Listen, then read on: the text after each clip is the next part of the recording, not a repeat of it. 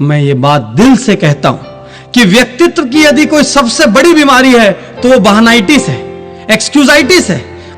और इसी बीमारी के कारण बहुत से काबिल लोग अपनी योग्यताओं के साथ अन्याय कर रहे हैं। मेरे अनुसार जब भी कोई इंसान बहाना बनाता है तो उसे खुद पे शर्मिंदगी महसूस करनी चाहिए, क्योंकि वो किसी और को नहीं वरन खुद को धोखा दे रहा है। अक्सर लोग बहानों से विफलताओं को ढक कर रखते हैं, मजबूत तर्क बनाकर पेश करते हैं जिससे साबित हो सके कि दूसरों के मुकाबले उनके सामने ज्यादा मुश्किलें थी। यदि वाकई में आप सपनों को पाना चाहते हैं, मंजिलों को छूना चाहते हैं, अपनी सपनों की दुनिया को हकीकत में बदलना चाहते हैं, तो आपको ये बहाने छोड़ने होंगे। क्या आपको भी लगता है कि आपकी दुनिया दूसरे लोगों की दुनिया से ज्यादा कठिन है? तो मैं अगले 10-15 लोगों के उदाहरण आपके सामने देना जा रहा हूं, जिनके बाद आपको यकीन हो जाएगा कि आपके सारे बहाने खोखले हैं और उनमें कोई दम नहीं है। आपका शुद्धिकरण करने के लिए सबसे पहले आपके बहानों का अंतिम संस्कार करना जरूरी है, जो कि मैं करने जा रहा हूं। मैं ऐसे ऐसे नाम आपके सामने बताऊंगा जिनके सामने आपसे ज्यादा तकलीफें थी, जिनका जीवन आपसे ज्यादा कठिन था और जिनके सामने आपसे ज्यादा मुश्किलें थी, फिर भी उन्होंने सिर्फ एक अच्छा काम किया। कोई बहाना बनाने की बजाय डटे रहे, जुटे रहे, लड़ते रहे, पूरी ताकत से, पूरी योग्यता से, बिना कोई बहाना बनाए। और इसीलिए वो आज शिखर पे हैं, और इसीलिए वो इतने महत्वपूर्ण हैं कि इस वक्त मैं उनके नाम की चर्चा कर रहा हूं। कुछ लोग एक बहाना बनाते हैं कि हमें उचित शिक्षा लेने का अवसर नहीं मिला। मित्रों, उचित शिक्षा लेने का अवसर फोर्ड मोटर्स के मालिक हेनरी फोर्ड को भी नहीं मिला था और रिलायंस इंडस्ट्रीज के चेयरमैन धीरू भाई अंबानी को भी नहीं मिला था। फिर भी इन लोगों ने अथाह और अपार सफलता अर्जित की। कुछ लोग कहते हैं बचपन में ही मेरे पिता का देहांत हो गया था, उसके बाद मैं लगातार घर संभालने की जिम्मेदारी में डट गया। मित्रों, प्रख्यात संगीतकार AR रहमान के पिता का भी देहांत बचपन में हो गया था। मेरे स्वयं के पिता का देहांत भी बचपन में हो गया था। लेकिन हम में से कोई भी इन बहानों का सहारा नहीं लेता। कुछ लोग यह भी बहाना बनाते हैं कि मैं अत्यंत गरीब घर में पैदा हुआ हूं, इसलिए मुझे मौके नहीं मिले। कैसी बात कर रहे हो आप? देश के अधिकांश सफल लोग गरीब घरों में ही पैदा हुए थे। किसी और का नाम न लें तो पूर्व राष्ट्रपति APJ अब्दुल कलाम इतने गरीब घर में पैदा हुए थे कि उनकी शिक्षा का खर्च भी दूसरे लोगों ने वहन किया था। कौन सा बहाना बनाएंगे आप? कौन सा बहाना बनाएंगे आप? मैं आपके सारे बहानों की सर्जरी कर दूंगा। कुछ लोग कहते हैं मैं बचपन से लगातार अस्वस्थ रहता था। अरे, ऑस्कर विजेता अभिनेत्री मर्ली मेटलिन भी बचपन से बहरी थी और अस्वस्थ थी। कुछ कहते हैं कि मैंने साइकिल पर घूमकर आधी जिंदगी गुजारी। तो आप सुन लीजिए कि निरमा के करसन भाई पटेल, जो आज करोड़पति हैं, अरबपति हैं, उन्होंने भी साइकिल पे निरमा बेचते हुए आधी जिंदगी गुजारी।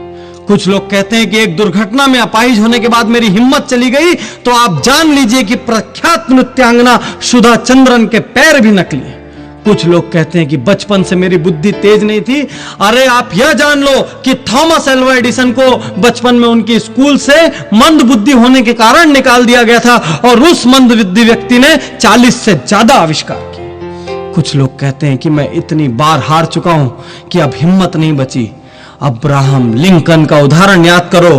15 बार चुनाव हारने के बाद वह व्यक्ति राष्ट्रपति बना और इतिहास में स्वर्णाक्षरों में अपना नाम अंकित कर दिया।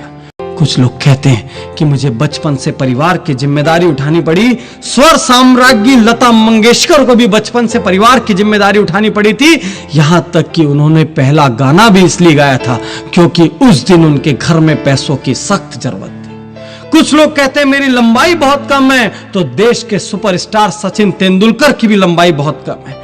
कुछ लोग कहते हैं मैं इंजीनियर बनना चाहता था, लेकिन परिस्थितियां ऐसी हो गई कि मुझे मेरे मन की राह नहीं मिली, मैं व्यापारी बन गया। डेल कार्नेगी का नाम आपने सुना होगा, जिन्होंने how to win friends and influence people जैसी बेस्ट सेलर किताब लिखी है।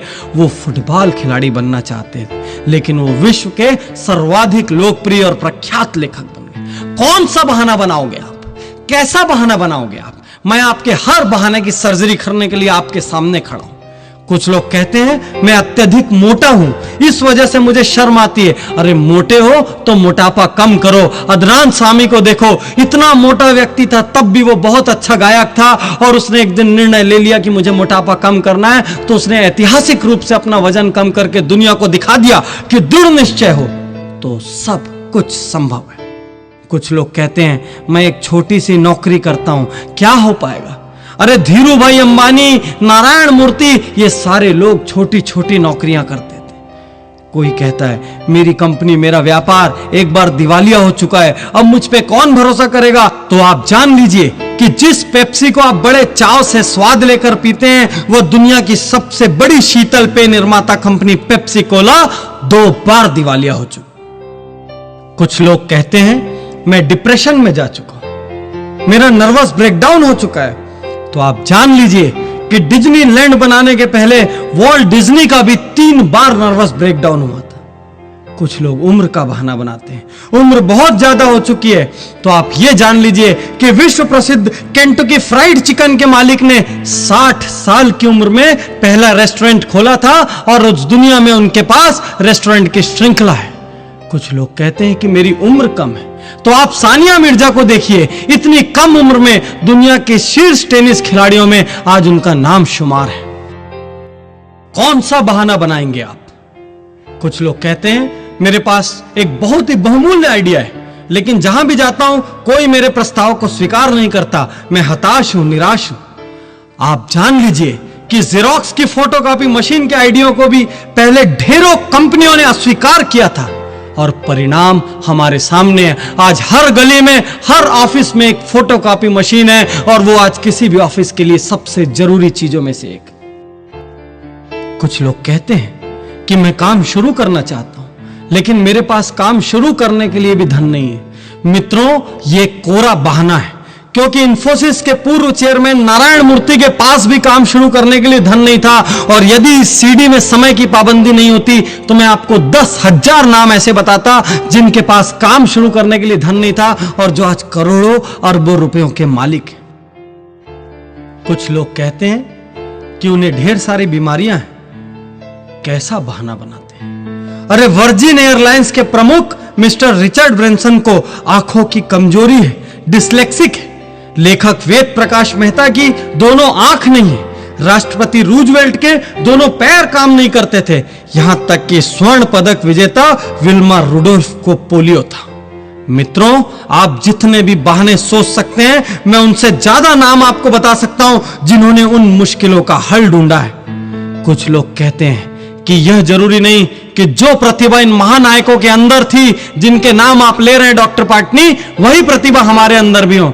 तो मैं आप सब लोगों से कहता हूं कि यह भी जरूरी नहीं कि जो प्रतिभा आपके अंदर है वो इन महानायकों के अंदर हो।